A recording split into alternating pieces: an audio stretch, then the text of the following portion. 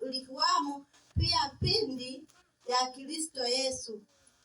6 nasema, ambaye yeye mwanzo alikuwa yuna maana ya Mungu, naye hakuona kule kuwa sawa na Mungu kuwa ni kitu cha kushikamana nacho. Mtaendelea.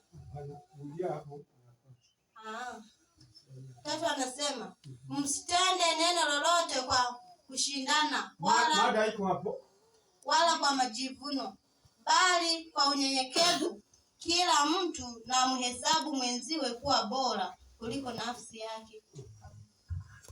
Bwana wetu asifiwe. Mungu anatupenda jamani. Tusifanye mashindano. Yesu hakushuka hapa duniani kwa sababu ya mashindano. Lakini nataka nizungumze kitu kimoja, ya kwamba mwanadamu anapenda kushindana. Na mwanadamu hapendi kushuka.